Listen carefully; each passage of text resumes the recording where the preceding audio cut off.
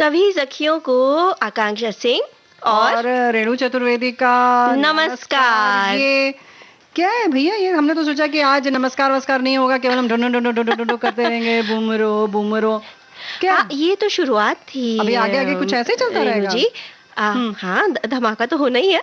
नहीं क्यों? देखो, ऐसा है कि इसके कार्यक्रम के तुरंत पहले बेकरार करके हमें यूं न जाइए जो हम्म हमने धुन बजाई। हम्म हमें लगता है कि आज हमारे दोस्त लोग फेसबुक पर ये जरूर बताएं कि उन्हें कौन सी चीज बेकरार करती है और कौन सी चीज करार देती है। इस पर हम चर्चा करेंगे आज। बिल्कुल करेंगे। और जब आपने धुन की बात कही तो हम्म वो धुन बजी, इसके बाद हमने ये थोड़ी सी कहते हैं ना थिरकने वाली धुन बजा दी। तो भाई जब वैरायटी होती है हाँ, रेणु जी, तभी तो मजा आता है ना। अरे वो तो आता है, लेकिन वैरायटी में क्या क्या है ये थोड़ा पहले से पता चल जाए तो और मजा हाँ। आता है ना? क्योंकि बिल्कुल। आज हमारी साथी जो हैं वो तो खुद ब खुद जानते हैं कि आज बुधवार है, तो जाहिर है कि हम धारावाहिक नेत्री लेकर आ रहे हैं शाइना एनसी जी के साथ। और इसमें आज हम बात करेंगे राजस्थान से सांसद दिया कुमारी से बातचीत शाइना एनसी कर रही हैं, है ना? बिल्कुल। और और साथ ही साथ सखी विशेष के अंतर्गत हम्म आज हम बात करेंगे। अजीजन बाई जी की। लेकिन भाई देखो, ऐसा है ना कि सखी विशेष तो है आकांक्षा, लेकिन खास बात यह है कि हमारा पूरा देश जो है ये महोत्सव मना रहा है, आजादी के 75 वर्ष की ओर हम बढ़ चुके हैं। जी। और इतना खुशनुमा ये हमने पूरे वर्ष गुजारे, तो उस बारे में हम आज समर में जो हुई अमर, हम्म इस शीर्षक से ये लेकर आते हैं। और इसमें हम आज चर्चा करेंगे अजीजन बाई की, उनकी कह सकते हैं शौर्य गाथा की बात और बिल्कुल। उनके समर्पण की बात, है ना? जी बिल्कुल सही। और साथ ही साथ हम बात हम्म करेंगे मराठी साहित्यकार भालचंद्र नेमाणे जी जी की, जिन्हें ज्ञानपीठ पुरस्कार से सम्मानित किया गया। जी हाँ, तो आपको क्या करार दे रहा है ये बता दीजिए। ज़रूर ये सब बातें करार दे रही होंगी, लेकिन अजीजन बाई जो हैं, उन्हें जो है ये गुलामी ने बहुत बेकरार कर दिया था। और हम्म ये बात है आज़ादी के जंग के इतिहास के पन्नों में, जब 1857 का वो दौर था, बहुत महत्वपूर्ण है। हमारे पूरे देशवासी जानते हैं कि वहीं से कह सकते हैं ना कि एक चिंगारी चिंगारी फूटी। डाल दी गई थी, और वो धधकते धधकते 100 वर्ष लगभग बाद, मतलब 90 वर्ष बाद हमें आजादी मिली, है ना? जी तो ये अंग्रेजों के खिलाफ फूट पड़ी थी, है ना? हाँ। और उनका अगर इतिहास देखा जाए, उनके बारे में अगर जाना जाए तो मूलतः वो नर्तकी थी, हम्म लेकिन फिर भी देशभक्ति की भावना से एकदम परिपूर्ण। जी इतिहासकार जो बताते हैं कि उनका जन्म 22 जनवरी साल 1824 को मध्य प्रदेश में हुआ था, मालवा क्षेत्र के राजगढ़ में। और बचपन से ही उन्हें शौक था रानी लक्ष्मीबाई की तरह पुरुषों के लिबास पहनने का। वो हम्म उनसे बेहद प्रभावित थी, और जब वो चलती थी तो अक्सर एक जोड़ी बंदूक रखती और जो अपने साथी सैनिक थे उनके साथ घोड़े की सवारी करती थी। भाई देखो, ऐसा है ना, इसीलिए कहा जाता है कि कहाँ जन्म हुआ, हम क्या पेशा कर रहे हैं, या कितनी हमारी पढ़ाई हुई, या हमारी आर्थिक स्थिति क्या है, ये सारी चीजें किनारे हो जाती हैं। हमारी मंशा क्या है, हमारे अंदर जज्बात क्या हैं, ये सब अलग हो जाते हैं। जी तो यही हुआ अजीजन बाई के साथ। धन संपत्ति की उनके पास कोई कमी नहीं थी, केवल एक साधारण नर्तकी ही बनकर रहना नहीं चाहती थी। वो अपने देश के लिए बहुत कुछ करना चाहती थी, वो करके दिखा भी दिया। हम्म और उनके हृदय में देशभक्ति भावनाएं हिलोरे भर रही थी। तो पहला स्वाधीनता संग्राम जब हुआ, उसकी क्रांति की चिंगारी बढ़ते बढ़ते कानपुर तक पहुंच चुकी, तब वो समझ गई कि उन्हें क्या करना है ना? बिल्कुल। वो जानती थी कि ये जो शक्तिशाली अंग्रेज सैनिक थे, उन्हें जी हराना कोई आसान काम नहीं था, लेकिन फिर भी उन्होंने देश की जो आजादी के लिए जो क्रांतिकारी लड़ रहे थे, जी अपनी ओर से उनको पूरी सहायता करने का उन्होंने प्रण लिया। और उन्होंने ये सोचा कि जब हमारा मुल्क खतरे में है तो हमें भी कुछ न कुछ करना चाहिए।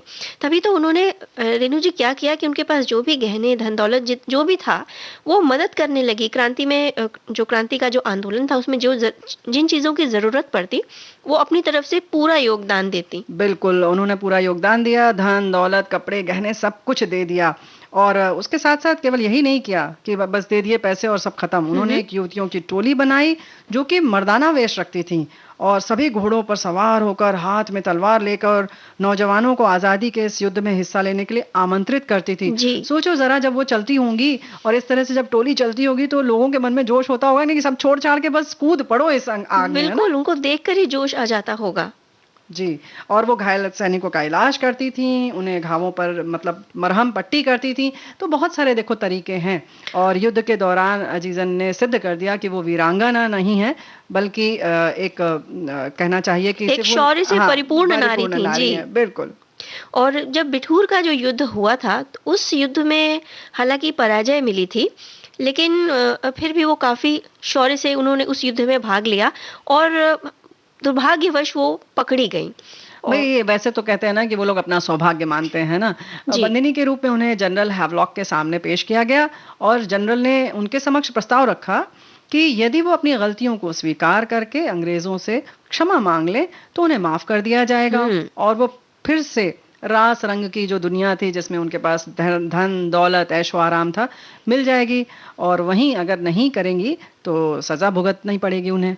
जी, लेकिन उन्होंने कौन-सा रास्ता चुना? उन्होंने चुना उन्होंने क्षमा माँगने से साफ इनकार कर दिया और इतना ही नहीं, उन्होंने हुँ। एक शेरनी की तरह हुंकार भरते हुए ये भी कहा कि माफ़ी तो अंग्रेज़ों को माँगनी चाहिए, जी। जिन्होंने भारतवासियों पर इतने ज़ुल्म किए हैं। उनके इस अमानवीय कृत्य के लिए जीते जी भारतवासी उन्हें कभी माफ़ नहीं करेंगे। और जब वो ये कह रही थीं कि तो उन्हें ये पता था कि ये कहने के बाद उसका अंजाम क्या होगा, लेकिन फिर भी उन्होंने इसकी कोई परवाह नहीं की। वाह! और देखो केवल परवाह नहीं की बल्कि कहना चाहिए ना कि बहुत बड़ा तमाचा उन्होंने जड़ दिया ये बिल्कुल। कहकर इस तरह से जब शेरनी हुंकार भर के और इस तरह से बोलती है और बोला जिस समय उन्होंने तो हम समझ सकते हैं कि अंग्रेज़ अफ़सर किस तरह से तिलमिला गए होंगे हुँ। और तिलमिला गए और फिर इस तरह से उन्हें कहना चाहिए कि मौत के घाट उतारने का आदेश दे दिया गया। देखते-देखते अंग्रेज़ सैनिकों ने उनके शरीर को गोलियों से छलनी कर दिया। अजीज़न बाई के द्वारा किए इस बलिदान को इतिहास याद रखेगा, याद रख रहा है। हम बार-बार, हर बार शत-शत नमन करते हैं ऐसी वीरांगनाओं को जो समर में हुई अमर। बिल्कुल। इनके उनके बलिदान को जो भारतवर्ष है, हम जो भारतवासी हैं, वो हमेशा याद रखेंगे। बिल्कुल। और अगली बात अगर हम करें, हुँ। तो बातें तो काफ़ी कुछ है रेणु जी करने को। लेकिन सखियों को आकांक्षा इंटरव्यू भी सुनाना है। लेकिन हाँ, बिल्कुल सही बात है। लेकिन फ़िलहाल तो इसके बाद हम कुछ जब इतनी बात आ जाती है तो मन तो नहीं करता कुछ और बात करने का। जब देशभक्ति की बात आती है तो बस कुछ ऐसा जोश-सा आ जाता है कि लगता है बाकी कोई और बात ना हो, सिर्फ़ देश, देश, देश की बात हो और कुछ उससे जुड़ा हुआ गीत हो जाए। अच्छा, लेकिन ऐसा है कि आज हम हमने शुरुआत थोड़े थिरकने से की थी, तो क्यों ना अपने श्रोताओं को थोड़ा थिरकाया जाए? अच्छा मतलब नर्तकी अजीज़न बाई थी तो कुछ इसी तरीके का गीत तुम सुनवाना चाह रही हो। चलो ठीक है, आज तुम्हारे मन की।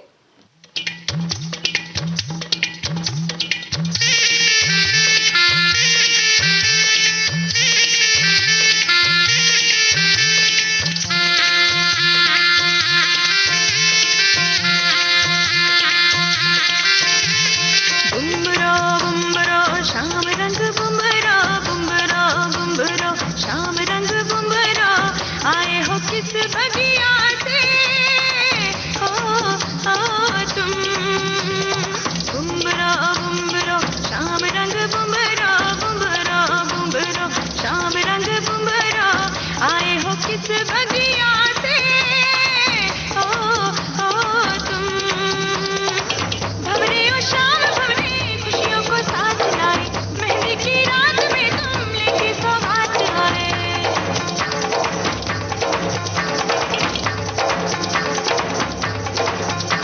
हो काजल का रंग लाए नजरे उतारने को बागों से फूल लाए रसे संवारने को काजल का रंग लाए नजरे उतारने को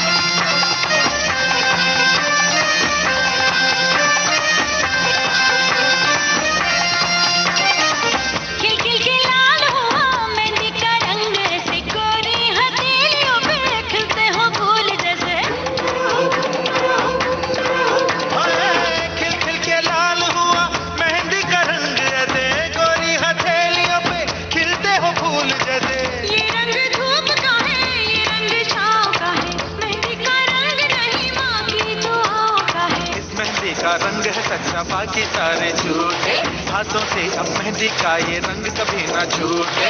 बुम्बरा बुम्बरा शाम रंग बुम्बरा बुम्बरा बुम्बरा शाम रंग बुम्बरा आए हो किस बगिया से हो तुम बुम्बरा बुम्बरा शाम रंग बुम्बरा बुम्बरा बुम्बरा शाम रंग बुम्बरा आए हो किस बगिया से हो तुम।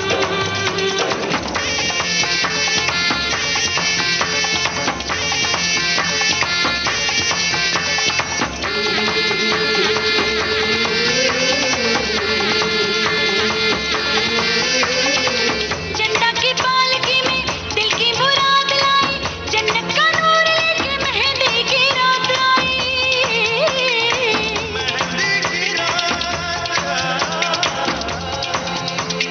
झंडा की पालकी में दिल की मुराद लाई, जन्नत का नूर लेके मेहंदी की रात आई। रुख पे सहेलियों के ख्वाबों की रोशनी है, सबने दुआएं मांगी रब ने कबूल की है। ये हाथों में मेहंदी है, शाम की डाली है, चंदा की पालकी में दिल की मुराद लाई, जन्नत का नूर लेके मेहंदी की रात आई। रुख पे सहेलियों के ख्वाबों की रोशनी है, सबने दुआएं मांगी रब ने कबूल की है। ये हाथों में मेहंदी है, शाम की डाली चांद तारे लेकर आई रात डाली। बुम्बरा बुम्बरा शाम रंग बुम्बरा बुम्बरा बुम्बरा शाम रंग बुम्बरा आए हो किस बगिया से किस बगिया से बुम्बरा बुम्बरा तुम बुम्बरा बुम्बरा किस बगिया से बुम्बरा बुम्बरा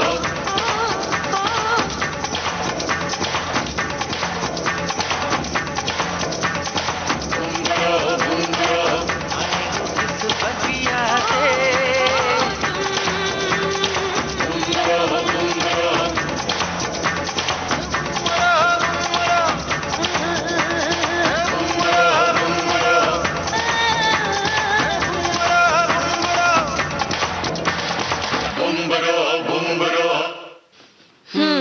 तो भाई देखो ऐसा है ना कि देशभक्ति की बात थी और ये फिल्म भी बहुत कुछ उसी पर आधारित थी। जी। एक आंतरिक शांति बहुत जरूरी है देश में, ये भी देशभक्ति है हमारी।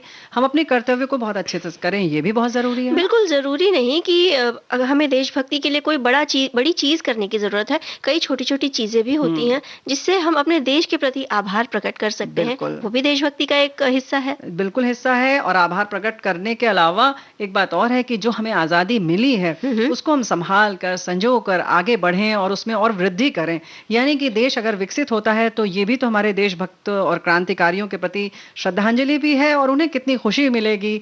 कहीं वो अगर देख रहे हों, जो हम कहते हैं ना सितारे तारे बनकर वो चमक रहे हैं, तो जाहिर है कि उन्हें मिलेगा कि हमने जो सौंपा था अपने आने वाली पीढ़ी को, किस तरह से उन्होंने देश को विकसित किया। तो एक छोटी सी चीज जैसे तुमने कही, तो आसपास हम साफ सफाई रखें, जो हमारे संपत्ति है हमारे देश की उनको नुकसान न पहुंचाएं, पर्यावरण को संभाल कर रखें, ये सब भी तो है ना हमारी जिम्मेदारी। बिल्कुल। और देश के विकास में देश का हर नागरिक अपना एक छोटा ही सही एक अमूल्य योगदान जरूर दे। देखो अमूल्य योगदान अलग से देने की जरूरत नहीं है, जो काम कर रहे हैं उसको हम ठीक से करें, है कि नहीं। बिल्कुल अगर सही आप गृहिणी हैं हमारी बहनें, तो ये मत सोचिए कि हम कुछ नहीं करते, क्योंकि पता है आकांक्षा, एक बार ऐसे ही कुछ सर्वेक्षण हुआ, पूछा गया आप क्या करती हैं आकांक्षा जी, आप क्या करती हैं आकांक्षा जी, तो कह देंगे कि हम सखी सहेली में बोलते हैं, ठीक है ना। लेकिन ऐसे ही हमारी वो बहनें जो घर को अच्छे से संभाल रही हैं, गृहिणी हैं, घर की लक्ष्मी हैं, वो उन्होंने सबने ऐसे ही लगातार कह दिया हम कुछ नहीं करते। तो भाई ऐसा नहीं है, आप बहुत कुछ कर रही हैं। ऐसा नहीं कि हम वो काम करें जिसके लिए हमें कुछ धन मिले, वही कुछ काम है। बिल्कुल। और ऐसी ही हमारी कई बहनें हैं जो कई अलग-अलग क्षेत्रों में अपना नाम कर रही हैं, अपने क्षेत्र के लिए काम कर रही हैं। और हम जो अब सुनाने जा रहे हैं धारावाहिक नेत्री, उसमें भी एक ऐसी ही सखी की कहानी है। बिल्कुल, सुनते हैं। जाता है कि एक नारी के बिना दुनिया का हर काम अधूरा होता है। नारी सृष्टि की सबसे खूबसूरत रचना है, जो ना सिर्फ वंश आगे बढ़ाती है बल्कि समाज से बुराइयों को खत्म करने की क्षमता रखती है। इन्हीं सब सफलताओं की कहानी पर आधारित है हमारा कार्यक्रम नेत्री।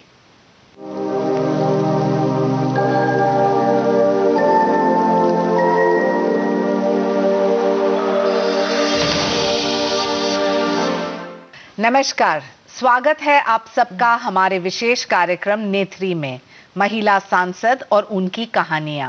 मैं हूं शाइना एनसी और आज हमारे साथ मौजूद है दिया कुमारी जी, जो राजसमंद राजस्थान से लोकसभा सांसद है। बहुत बहुत स्वागत आपका। नमस्कार। चर्चा शुरू करने से पहले उनकी जीवन के अब तक की सफर की एक झलक।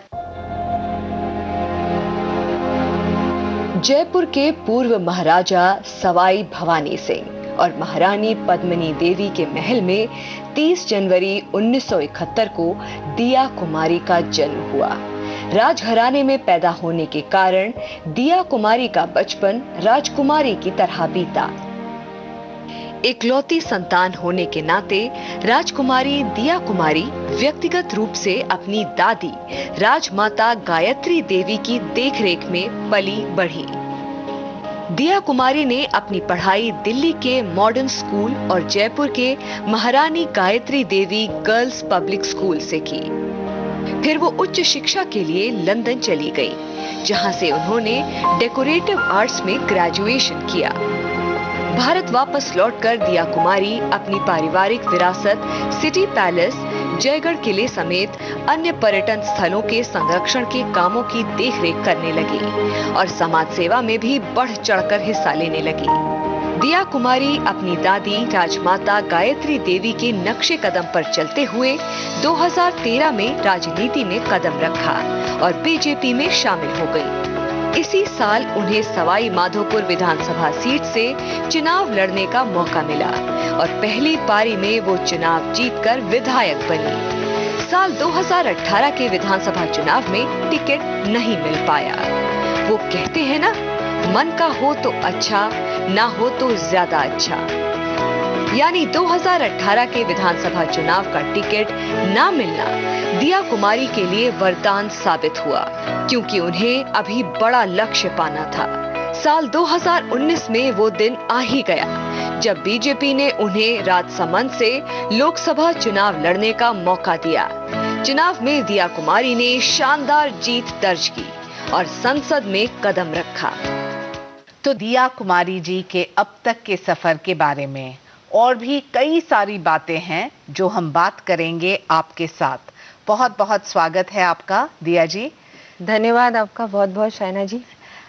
एक राजकुमारी हैं आप और शायद इसके पहले सिर्फ आपकी दादी जो गायत्री देवी जी थी वो लोकसभा पहुंची और उसके बाद आप राजसमंद को रिप्रेजेंट कर रहे हैं।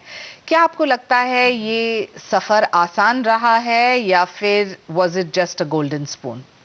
नहीं, बिल्कुल नहीं। ये सफ़र मैं ये नहीं कहूँगी कि आसान रहा है, लेकिन मेरे लिए बहुत ही गर्व की बात है और सौभाग्य की बात है कि मुझे भारतीय जनता पार्टी ने ये अवसर दिया। और हमारे माननीय प्रधानमंत्री जी जब जयपुर पधारे थे 2013 में, उस समय मुझे पार्टी में लिया गया। बहुत मेरे लिए बहुत सम्मान की बात है और गर्व की बात है। उससे पहले मैं बिल्कुल भी राजनीति में नहीं थी, लेकिन सोशल वर्क से जुड़ी हुई थी। मैं 2 स्कूल्स भी चला रही हूँ जयपुर में।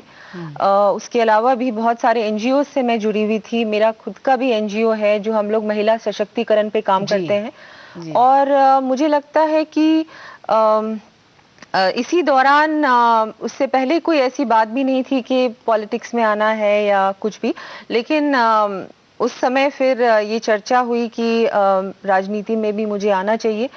मेरे परिवार में मैंने देखा है, मेरे पिताजी ने भी देश की सेवा की है, वो सेना में थे।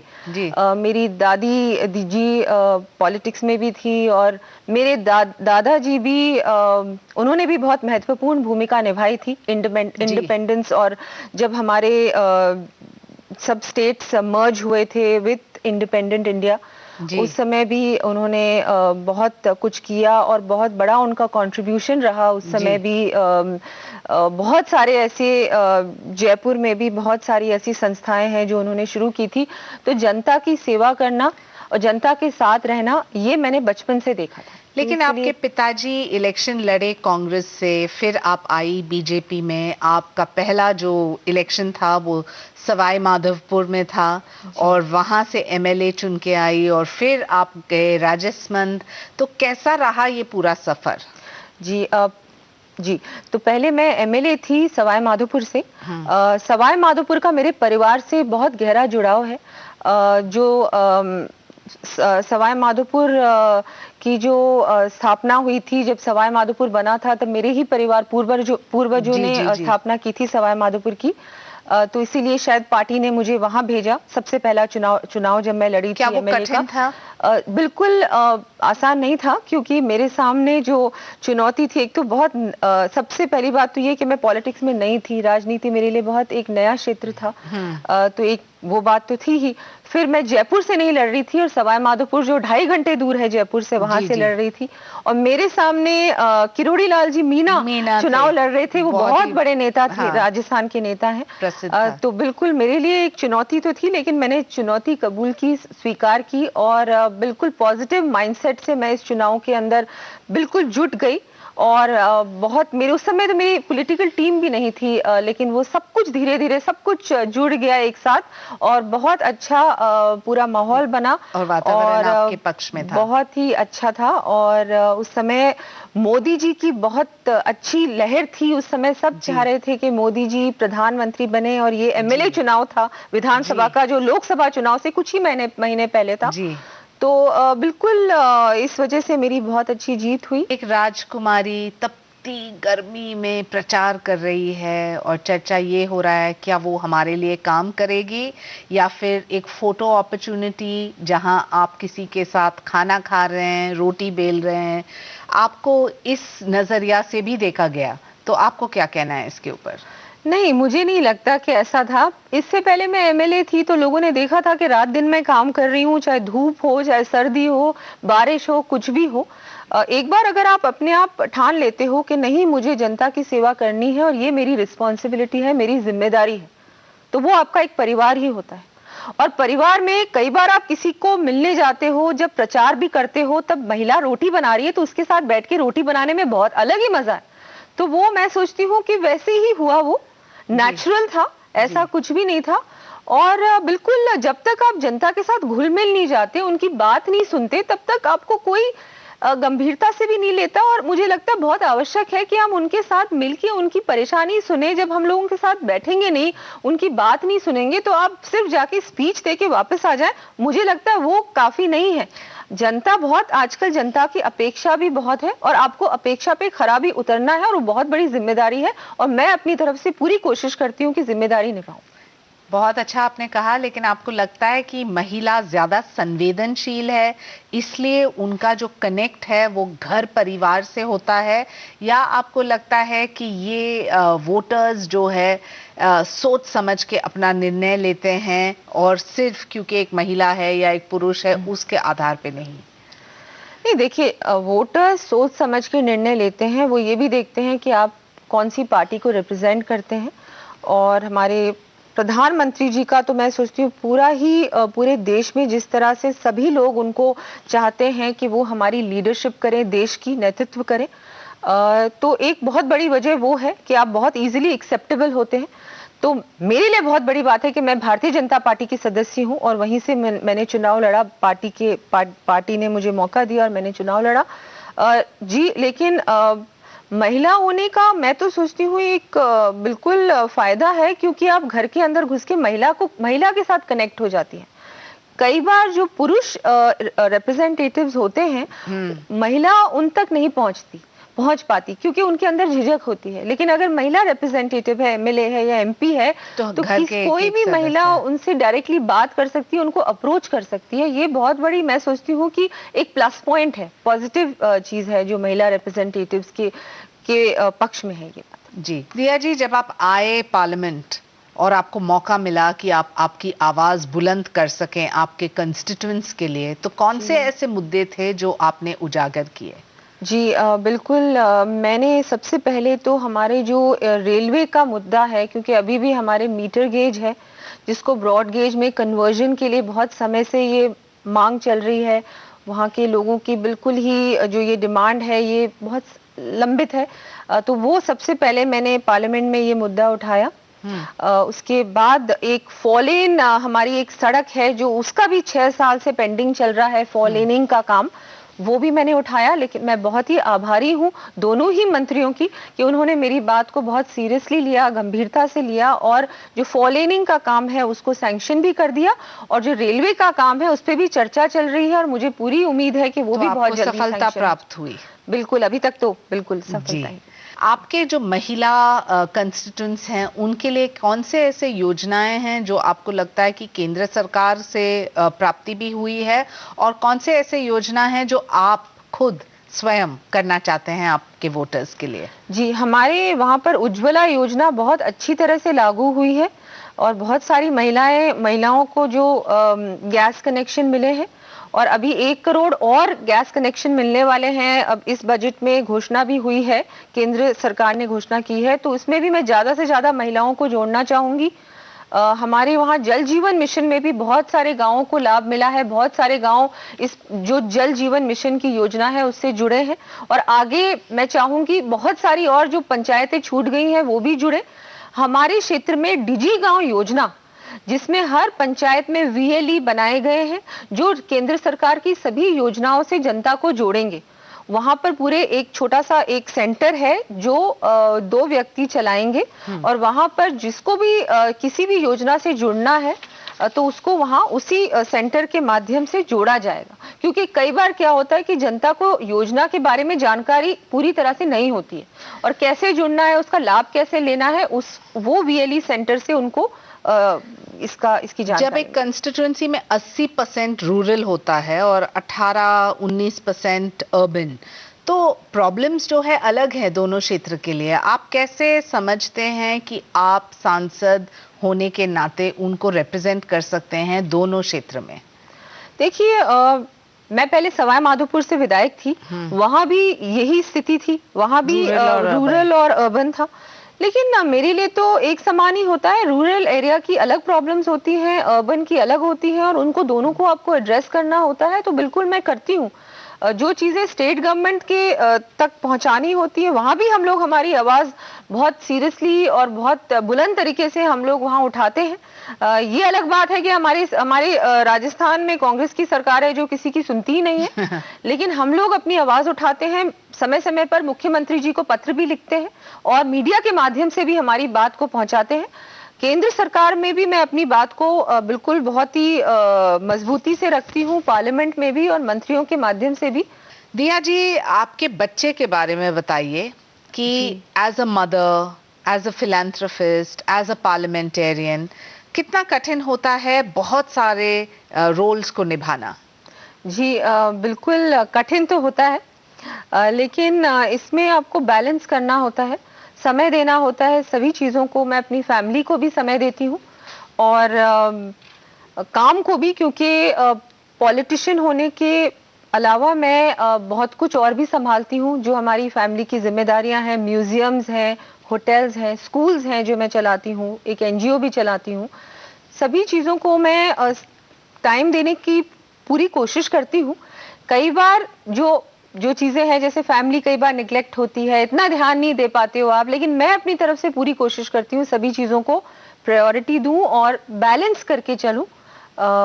अपनी तरफ से पूरा प्रयास तो। और समर्थन है पूरे परिवार का? जी पूरी तरह से। मेरी माता जी बहुत इसमें मेरा साथ देती हैं। फैमिली को, बच्चों को वो हमेशा वो रहती है साथ में, वो देखती रहती हैं। अगर कोई भी ऐसी बात होती है तो वो मुझे बताती है। लेकिन बहुत बड़ा सपोर्ट सिस्टम है, परिवार पूरी तरह से मेरा बहुत सपोर्टिव है, बच्चे भी बहुत सपोर्टिव भी हैं और समझदार भी हैं। आप बेटी बचाओ की ब्रांड एम्बेसडर थी। क्या आपको कहीं ना कहीं लगता है कि जब आप बलात्कार देखते हैं या स्त्री भ्रूण हत्या कि बेटे को पढ़ाओ, बेटे को समझाओ, बेटे को सिखाओ, इसकी भी आवश्यकता है? बिल्कुल, मानसिकता धीरे-धीरे बदल रही है। मैं बेटी बचाओ बेटी पढ़ाओ की ब्रांड एम्बेसडर थी पिछली सरकार में, जब राजस्थान में हमारी भारतीय जनता पार्टी की सरकार थी। उस समय हम लोगों ने बहुत काम किया हर स्तर पे, और कन्या भ्रूण हत्या बहुत बहुत बड़ी समस्या है राजस्थान के लिए। लेकिन उस समय हम लोगों ने बहुत कुछ किया, बहुत सारे हमने प्रयोग किए जिससे कि इस चीज को कैसे कम किया जाए, लोगों की मानसिकता कैसे बदले। और झुंझुनू में एक बहुत बड़ा कार्यक्रम भी हुआ था जिसमें करीबन 2.5 लाख लोग आए थे। एक रिकॉर्ड ब्रेकिंग कार्यक्रम हुआ था, उसमें भी हम लोगों ने बहुत प्रचार प्रसार किया क्योंकि वहां पर बहुत कन्या भ्रूण हत्या की समस्या उस डिस्ट्रिक्ट में थी। और राजस्थान में हर स्तर पे हम लोगों ने अच्छा काम किया। बेटी की जब कहीं भी बेटी का जन्म होता है उसको हमने एक सेलिब्रेशन की तरह मनाया, ताकि परिवार को ये लगे कि नहीं, बेटा और बेटी में कोई अंतर नहीं है।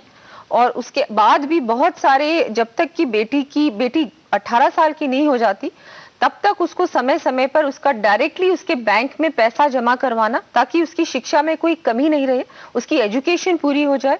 और ये बहुत सारे प्रयोग हुए जब हमारी सरकार थी राजस्थान में।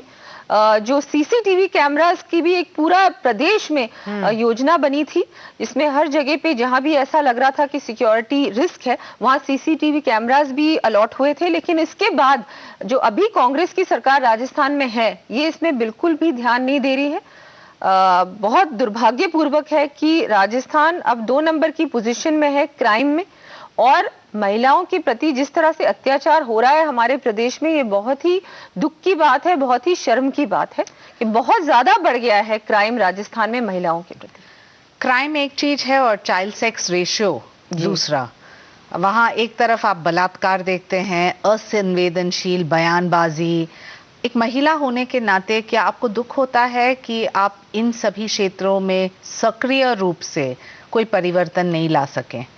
नहीं, मैं ये मानती हूँ कि जब से ये सारी जो योजनाएं हैं जो हमारी केंद्र सरकार ने शुरू की, बेटी बचाओ, स्वच्छ भारत, इसमें भी महिलाओं को बहुत लाभ मिला है। स्वच्छ भारत से जो जगह जगह पे शौचालय बने हैं, इसमें कम से कम महिलाएं बाहर तो नहीं जा रही है घर के, कम से कम घर में शौचालय है, तो उससे भी बहुत सिक्योरिटी रिस्क जो होती थी वो कम हुई है। बेटी बचाओ में स्वास्थ्य के साथ उसमें भी उज्ज्वला योजना में भी जो ये जो चूल्हे में जो फूक फूक के ये महिलाएं अपना खाना बनाती थी, अब उनको गैस सिलेंडर मिले हैं, उससे भी बहुत फायदा हुआ है महिलाओं का।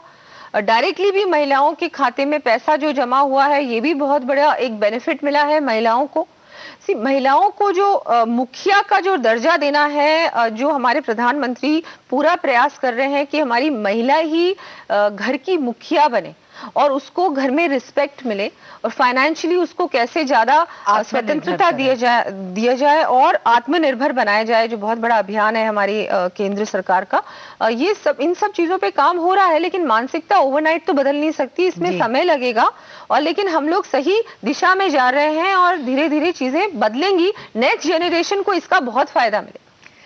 मैं आपको जरूर पूछना चाहती हूँ दिया जी कि जब आप राजनीति या आपके कंस्टिट्यूंसी में नहीं हो, आपके फिलैंथ्रोफी एनजीओज के लिए काम नहीं कर रहे हैं, या म्यूजियम्स में नहीं, या बच्चों परिवार के साथ नहीं, तो आप करती क्या है? आपके हॉबीज क्या है?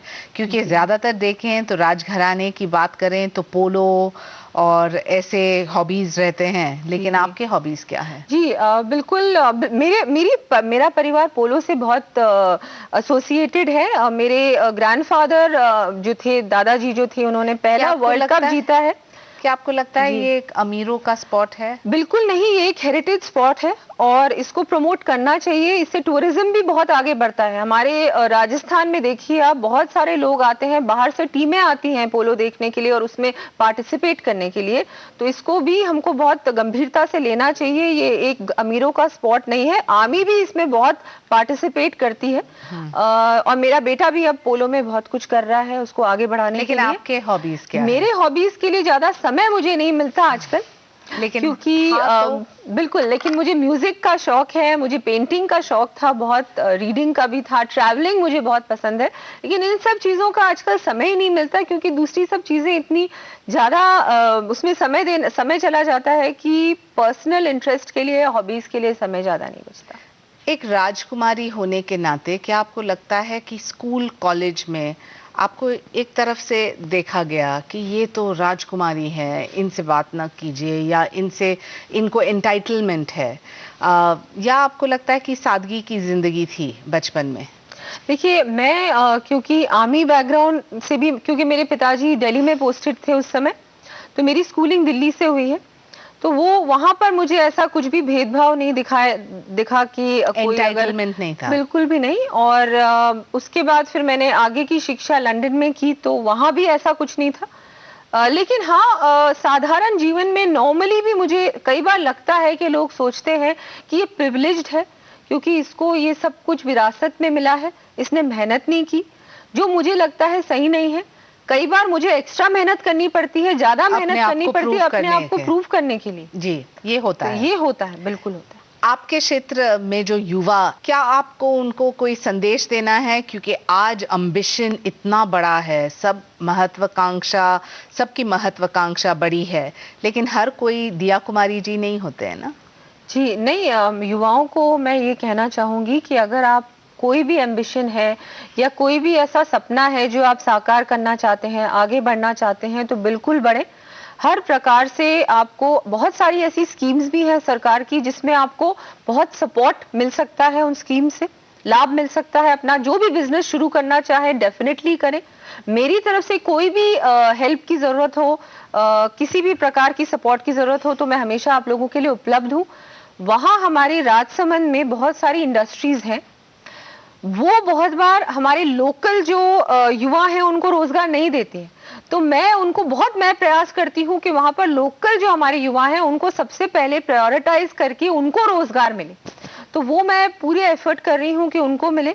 और भी कुछ भी अगर हमारे वहाँ के युवा शुरू करना चाहे, किसी भी फील्ड में आगे बढ़ना चाहे, किसी भी क्षेत्र में अपना नाम आगे बढ़ाना चाहे, चाहे स्पोर्ट्स की बात करें, पॉलिटिक्स की बात करें, या हमारे किसान जो हैं भाई हैं, वो भी अगर किसी प्रकार से कोई भी मुझसे अगर सहायता चाहे, सपोर्ट चाहे, मैं हमेशा उन लोगों के लिए हूँ। और आगे बढ़ना चाहिए, बहुत अच्छी बात है, एम्बिशन बहुत आवश्यक है।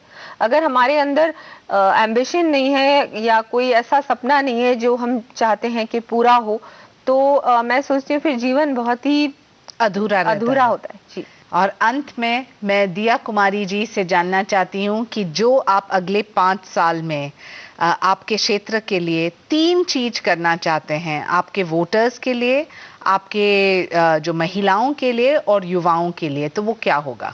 जी, बिल्कुल। एक तो मैंने जैसे पहले कहा कि हमारी जो मीटर गेज रेलवे लाइन है, वो उसको मैं बिल्कुल ब्रॉड गेज करना चाहूंगी।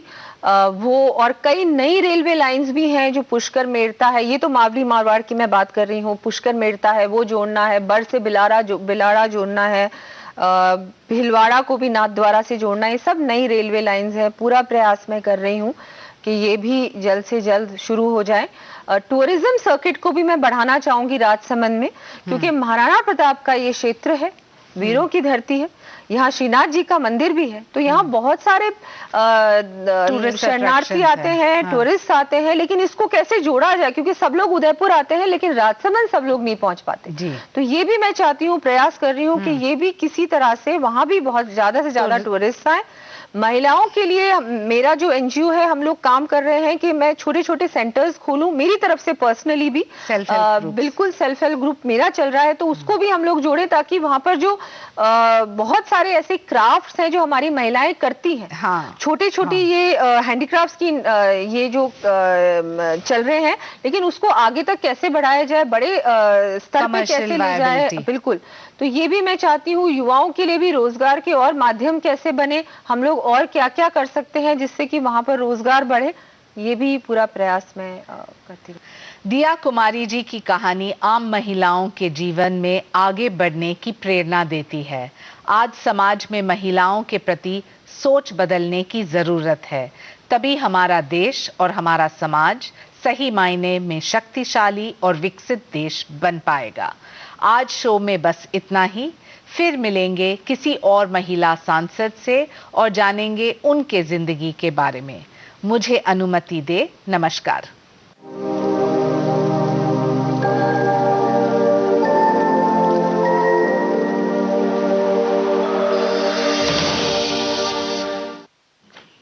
जी। जी क्या भाई, देखो इतनी अच्छी-अच्छी बेकरारी और करार की जो बात हो रही है, शाइना एनसी के संग ये हमने कार्यक्रम सुना और नेत्री। हुँ, तो हुँ। करार तो हमारे साथियों को तब आता है जब कहते हैं, कुछ लोग कहते हैं हमारी पोस्ट पढ़ ली जाती है या आपकी पोस्ट आ जाती है, तो भई हमें भी आपकी पोस्ट का इंतज़ार रहता है तो ना? चलिए करार दे ही देते हैं रेणु जी, पोस्ट पढ़ लेते हैं। हाँ, हाँ, बिल्कुल। जो हम ये अजीजन बाई के बारे इंटरव्यू में। सुनने से पहले जो हम हुँ, बात कर रहे थे, तो उसी से संबंधित एक हमारे जो श्रोता हैं उन्होंने कहा कि पहले तो उन्होंने अजीजन बाई को शत-शत नमन किया है और साथ ही साथ वो कहते हैं कि जब-जब हम क्रांतिकारी के संघर्ष की, उनके त्याग और उनके समर्पण की बात सुनते हैं, तो रोंगटे खड़े हो जाते हैं। बिल्कुल।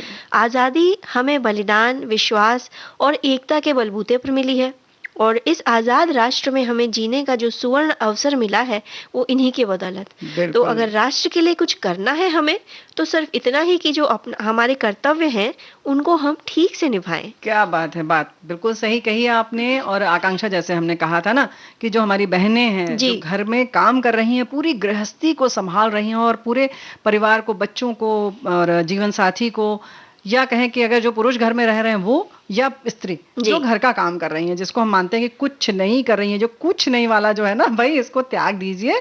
आप बहुत बड़ा काम कर रहे हैं या कर रही हैं, जो भी घर का सब काम सँभाल रहा है। तो सही। हमारा यही कहने का मतलब है कि ये जो अपना कर्तव्य कर रहे हैं, ये भी वाक़ई काबिले तारीफ़ है, क्योंकि ऐसी ही माताएँ या ऐसे ही घर से तो ऐसी बच्चियाँ निकलती हैं ना, जैसे कि शैली सिंह, है ना? हाँ, इनकी जो उपलब्धि है, उनके बारे में भी बताइए ना? भई देखो, अंडर 20 में विश्व एथलेटिक चैंपियनशिप में ये 17 वर्षीय हमारे देश की बिटिया ने इतिहास रच दिया और इसने रजत पदक हासिल किया है, और वो भी 6.59 मीटर की छलांग लगाकर। और आकांक्षा, खास बात ये है कि जो पहले नंबर की हमारी जिन्होंने स्वर्ण पदक जीता है, जी, वो बस 1 सेंटीमीटर आगे थी। तो समझ लो कि इनको भी स्वर्ण पदक जीतने में ज़्यादा देर नहीं है। अगला स्वर्ण पदक तो हमारे ही देश को मिलना है और वो भी लाएँगी शैली सिंह। और बिल्कुल। देखो, खास बात बड़ी मज़ेदार ये है कि ये भी झांसी की हैं। अजीजन बाई की भी जो कहना चाहिए कि प्रेरक थीं, वो झांसी की रानी लक्ष्मीबाई। जी, तो आज कुछ ज़्यादा झांसी में हो गया है ना? तो भई इस तरीके की जब बच्चियाँ आगे बढ़ती हैं, तो कुछ हमारे भी रोंगटे खड़े हो जाते हैं और हमें लगता है कि सबको इससे प्रेरणा लेनी चाहिए।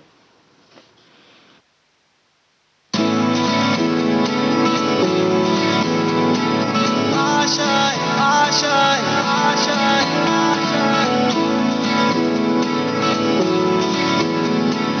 आशाएं आशाएं आशाएं कुछ पाने की हो आस आस, कोई अरमा हो जो खास खास। आशाएं आशाएं आशाएं हर कोशिश में हो बार बार, करे दरियाओं को आर पार। आशाएं आशाएं आशाएं तूफानों को चीर के मंजिलों को छीन ले। आशाएं ले दिल की, उम्मीदें हंसे दिल की। अब मुश्किल नहीं कुछ भी, नहीं कुछ भी। आशाएं ले दिल की, उम्मीदें हंसे दिल की। अब मुश्किल नहीं कुछ भी, नहीं कुछ भी।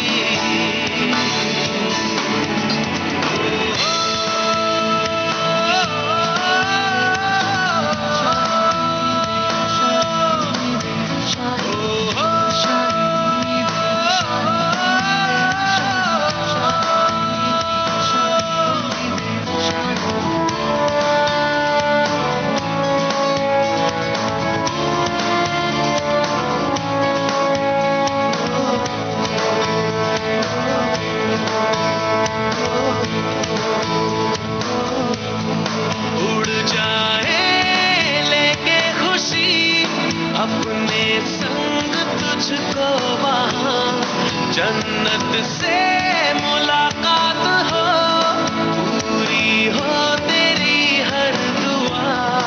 आशाएं ले दिल की, उम्मीदें हंसे दिल की। अब मुश्किल नहीं कुछ भी, नहीं कुछ भी। आशाएं ले दिल की, उम्मीदें हंसे दिल की। अब कुछ भी नहीं, कुछ भी।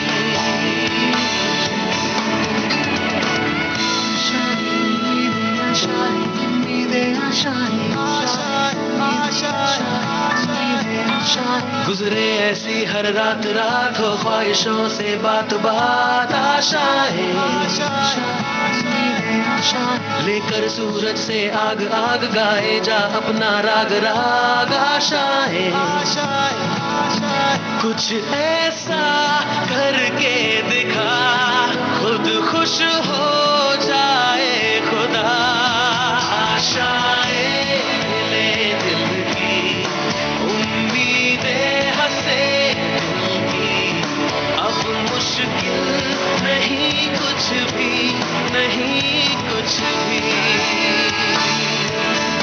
आशाएं ले दिल की, उम्मीदें हंसे दिल की, अब मुश्किल नहीं कुछ भी, नहीं कुछ भी।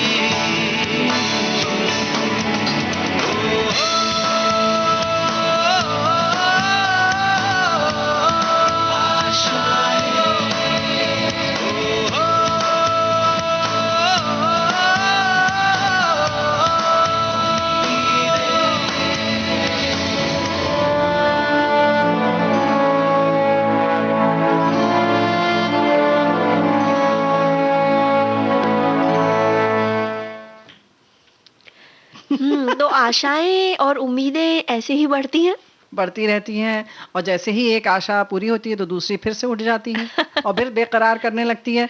तो साथियों, आप समझ रहे हैं कि आपकी करारी और बेकरारी की बात तो हम करेंगे, लेकिन फिलहाल हम कुछ साहित्यकार की जो चर्चा करते हैं उसमें आज ज्ञानपीठ पुरस्कार से सम्मानित भालचंद्र नेमाड़े जी की बात हम करने जा रहे हैं। इनका जन्म 1938 में हुआ और ये हैं मराठी लेखक, उपन्यासकार, साथ ही साथ कवि भी हैं, समीक्षक हैं और शिक्षाविद भी हैं। क्या बात है। इनकी रचनाओं की बात करें रेणु जी, तो 1963 में मात्र 25 वर्ष की आयु में इनका जो पहला उपन्यास प्रकाशित हुआ था, कोसला नाम से, इससे उन्हें अपार सफलता मिली।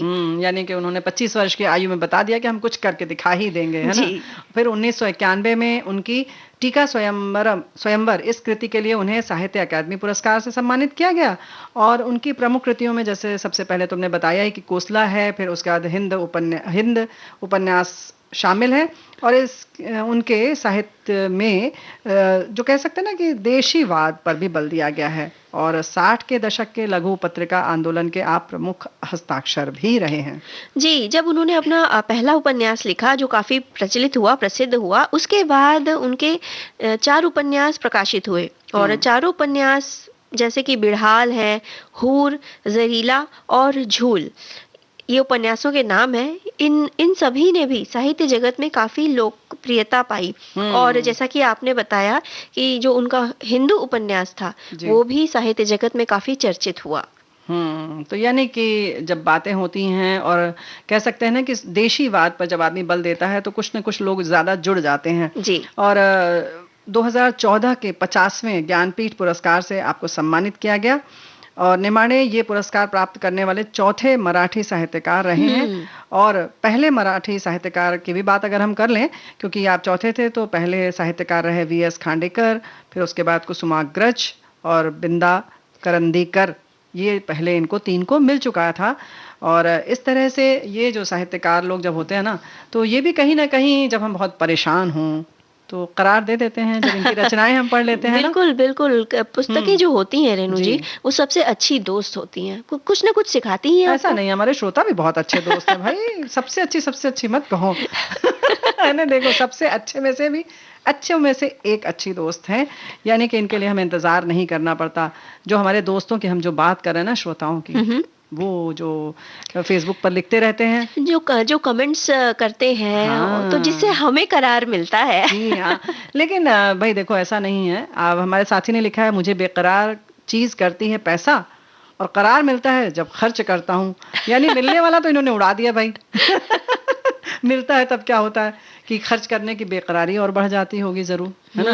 लेकिन भाई देखो, आकांक्षा, एक चीज पर तो भाई हमें आपत्ति है जो तुमने कह दिया कि हमारे साथी जो लिखते हैं, हाँ, हाँ। ऐसा नहीं है। हमारे जो साथी कुछ नहीं लिख रहे हैं और बैठे सुन रहे हैं, एकदम अपने काम में जुट कर और कर्म योगी हैं। जी, हम उनको भी बहुत प्यार करते हैं और आपकी बात तक भी हमारे तक ज़रूर पहुँचती है ना, तभी हम आपके हिसाब से कार्यक्रम लेकर आते हैं, है ना? बिल्कुल, ये दिल से दिल का जो नाता हुँ। जुड़ा हुआ है, तो दिल से जी। दिल की बात तो पहुँचनी ही है। हाँ, लेकिन पोस्ट की बात तो फिर करनी पड़ेगी ना।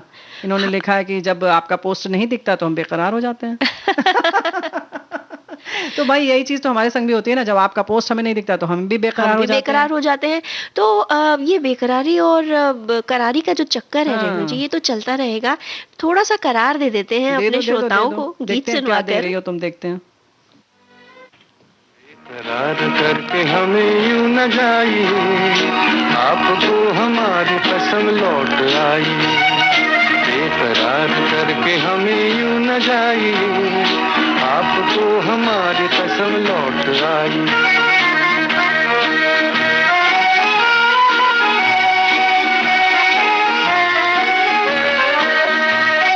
देखिए वो काली काली बदलियां, जुल्फ की घटा चुरा न ले कहीं, चोरी चोरी आके शोख बिजलियां, आपकी अदा चुरा न ले कहीं। यूं कदम अकेले ना आगे बढ़ाइए, आपको हमारी कसम लौट आई। बेकरार करके हमें यूं न जाइए, आपको हमारी कसम लौट आई।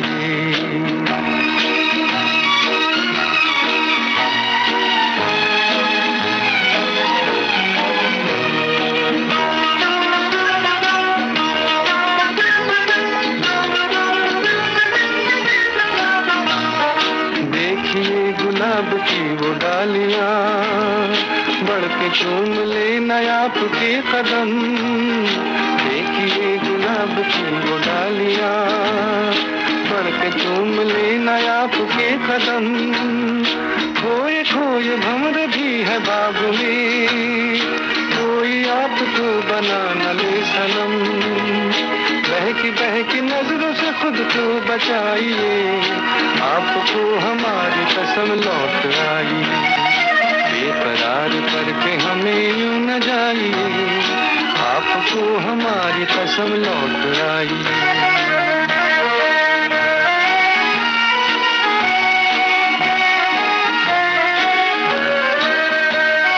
जिंदगी के रास्ते अजीब हैं, इनमें इस तरह चला न कीजिए। खैर है इसी में आपकी हुजूर, अपना कोई साथी ढूंढ लीजिए। सुन के दिल की बात यूं न मुस्कुराइए, आपको हमारी कसम लौट आई। बेकरार करके हमें यूं न जाइए, आपको हमारी कसम लौट आई। बेकरार करके हमें यूं न जाइए, आपको हमारी कसम लौट आई।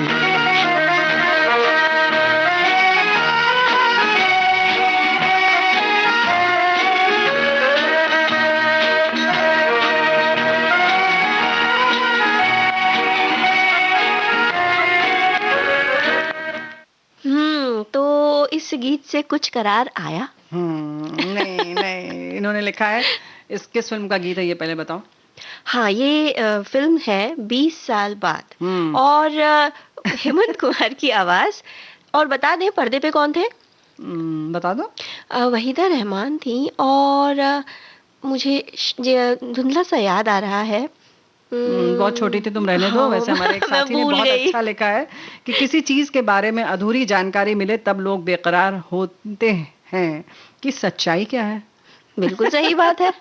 ये बात तो है, यानी किसी को अगर बेकरार करना हो तो थोड़ी सी बात बता दीजिए और थोड़ी सी छुपा लीजिए। तो भाई वहीदा रहमान के साथ कौन है ये आप बताइए, ये हम श्रोताओं पर छोड़ रहे हैं। और किसी ने बहुत खूब लिखा है, करार आया मधुर गीत सुनकर।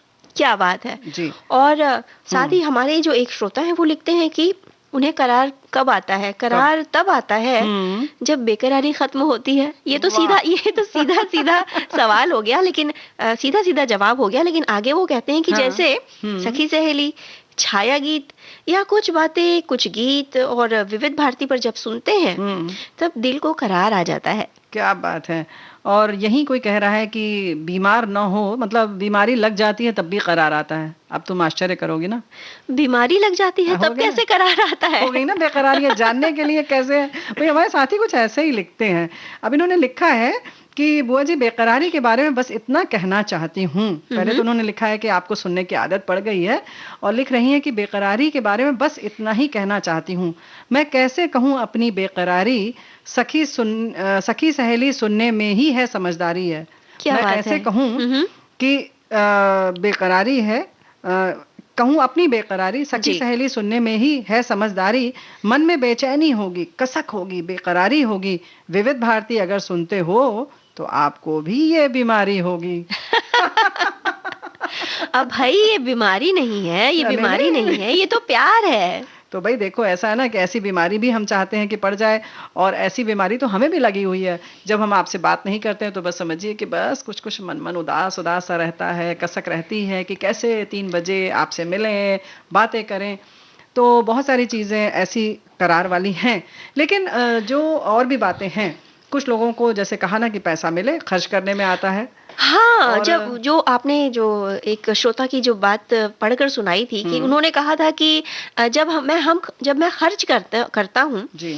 तब मुझे करार आता है, और उन्होंने ये नहीं बताया था कि जब मिलता है तब कैसा लगता है। तो लेकिन मुझे ये बात समझ नहीं आ रही है रेणु जी, कि जब मिलता है तब करार आता है, जब खर्च होता है तब तो बेकरारी आती है। तो ये उल्टी बात कैसे हो नहीं गई? देखो, फिर ये तो बात है ना कि सबकी अपनी अपनी पसंद, अपनी अपनी ढपली, अपना अपना राग, अपनी अपनी पसंद होती है। ये बात कि भी है। भाई देखो क्या होता है, कुछ लोगों को ऐसे ही समय पास करते हैं, कुछ लोग किसी की सेवा करते हैं या कुछ समाज सेवा करते हैं तो उन्हें करार आता है। कुछ लोग कहते हैं क्या बेवकूफ़ी है ना, हमें तो ठीक है जो जैसा रहने दो, हमें सुकून मिल जाए बस।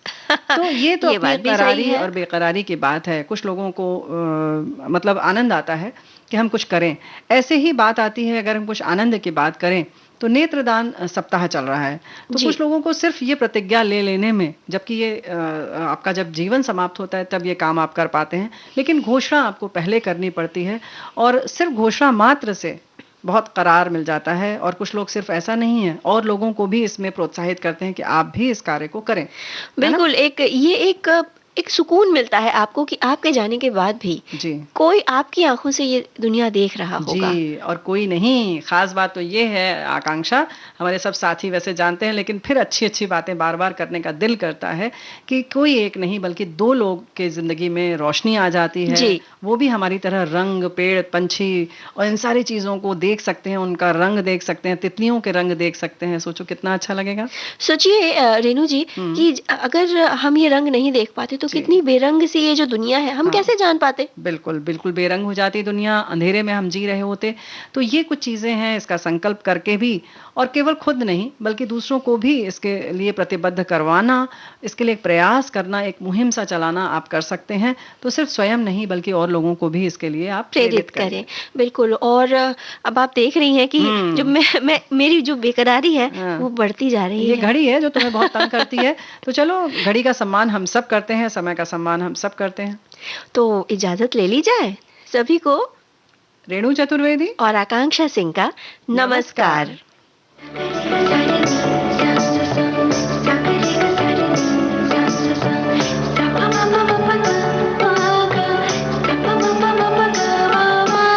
सखी सहेली।